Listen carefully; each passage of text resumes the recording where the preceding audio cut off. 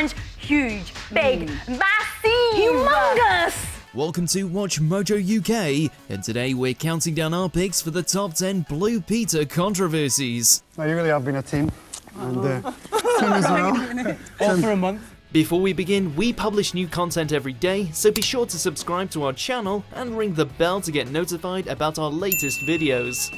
For this list, we're going to be looking at the biggest scandals to strike the world's longest running children's show. Let us know in the comments which you think is the most shocking. Number 10. Red Right Hand. Zoe Salmon was a fresh recruit to the ranks of Blue Peter presenters back in 2005 when she made a very politically loaded blunder while explaining a competition to design some new aeroplane livery. She suggested that they put the Red Hand of Ulster symbol on the planes as a nod to her Northern Irish roots, but this angered quite a lot of people because the Red Hand's long association with the Troubles. The head of the show had to apologize to those who complained, saying it wasn't intended to offend. But it's always best not to mention the Troubles while presenting a children's show.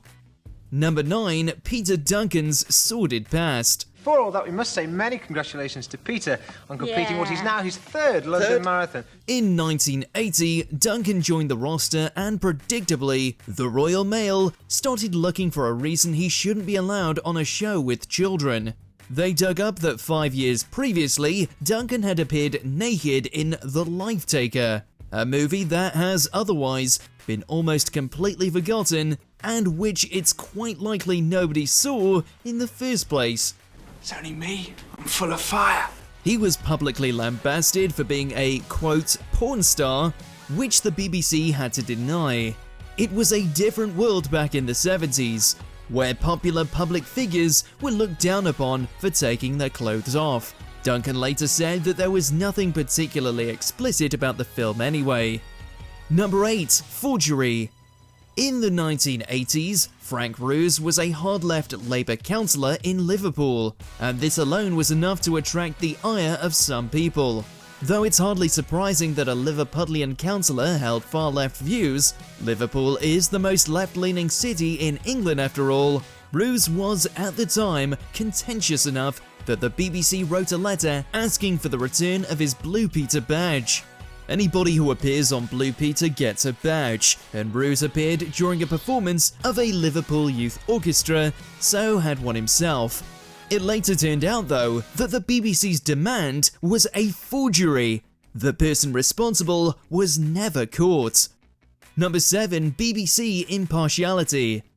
Though you can make a pretty strong case that in practice, the BBC is far from non-partisan, in theory, it's supposed to be impartial to Britain's political divide. That's why Connie Huck, still one of the show's most popular presenters, got in hot water with the BBC for appearing publicly with Ken Livingstone. This was in 2007 when Livingstone was still the Labour Mayor of London, so Huck was seen as breaking the BBC's impartiality rules. This is despite the fact that it wasn't even a Blue Peter segment, she did it of her own accord, as well as it simply being a conference about the benefits of recycling. We had 4 kids living at home because it was too much to be in the number 10 flat. The BBC was forced to apologise. Number 6. Garden vandalism. Vandals broke into the Blue Peter garden and caused rather a lot of damage. In 1983, a crime like no other racked Britain. The Blue Peter garden had, tragically, been vandalised, leading to the premature deaths of many innocent goldfish. To this day, it remains one of the UK's most notorious cold cases, with the prime suspects being former England footballers Les Ferdinand and Dennis Wise. Both have later come out against the allegations, saying they had nothing to do with the wanton destruction. Decades on, and it was still a sensitive topic, shown by the attention Ashes to Ashes got when, in the 3rd series, DCI Hunt revealed that he was the one in the garden with the lead pipe. Is there a garden in there? Yes, why? Number 5. Anita West. Much like Peter Duncan, Anita West was also hit by a scandal that, had it happened today, wouldn't have been remotely newsworthy. She joined in 1962, one of the earliest presenters, but was barely there for 4 months when she had to resign ahead of the explosive revelation that she was, drumroll, getting divorced. Yep, in the 1960s, divorce was still taboo enough that West decided to quit the show rather than have her name dragged through the mud by the press. To make matters worse, the show's bosses weren't happy with her decision to leave, and she wasn't even classified as a presenter until the 90s. Number 4. Undemocratic. Years before Boaty McBoatface was unceremoniously renamed by the embarrassed Natural Environment Research Council, we had a similar scandal over Socks the Blue Peter cat, whose name was supposed to have been determined by a public vote in 2007. Socks, they're all! The winner of the public vote was Cookie, and it's not exactly clear why the producers decided that Socks was a better name than Cookie, though it's been alleged that they fixed the vote in order to stop somebody else from fixing the vote. In the end, the show was hit with criticism because of the scandal, and was forced to bring on board a second kitten to placate the public. This one was named Cookie. This is our brand new kitten, Cookie. Number 3. John Leslie. No, you really have been a team. And Tim as well. All for a month. He served as a presenter from 1989 to 2002, when he was kicked off the show following numerous allegations of assault and indecent behaviour. It was even alleged by Matthew Wright that fellow TV personality Ulrika Johnson was one of the accusers, but this turned out to be baseless and Wright apologised. The 2002 charges were dropped, but 16 years later, and he was yet again brought up before the courts for inappropriate behaviour and again cleared, until another year had passed and he was hit with another charge, this time for a 2008 incident. Guilty or not, his reputation is forever tarnished. Well, I just wanted a quiet life. Number 2. Fake phone competition.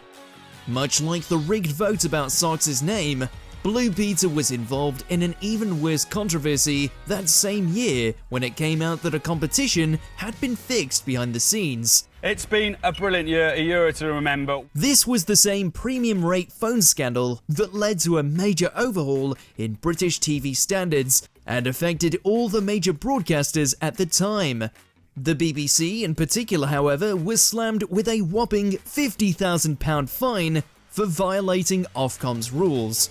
All in all, 40,000 children rang up Blue Peter for the chance of winning the competition, and Ofcom took particular issue not only in fleecing those kids, but with bringing on another child as the fake winner. The message is clear. Viewers deserve better. Number 1. Richard Bacon. Certainly one of the most baffling and infamous headlines to ever appear in the British press. In 2021, Richard Bacon yet again had to deny, quote, snorting cocaine off the Blue Peter tortoise. You gave them coke. I didn't give any tortoises coke. Right? This ridiculous news story has chased Bacon for decades and will periodically resurface, though like many stories, it does have a kernel of truth apparently. Bacon was, for instance, ultimately sacked because of a substance abuse scandal in 1998, where he was found to have taken drugs. But where the tortoise got involved remains unclear. One of the Sunday newspapers reported that Richard Bacon, a Blue Peter presenter, had taken an illegal drug. No doubt it was a colourful detail conjured by somebody in the press. That or he really did use a reptile to facilitate substance use. Who knows? Do you agree with our picks? Check out this other recent clip from WatchMojo UK and be sure to subscribe and ring the bell to be notified about our latest videos.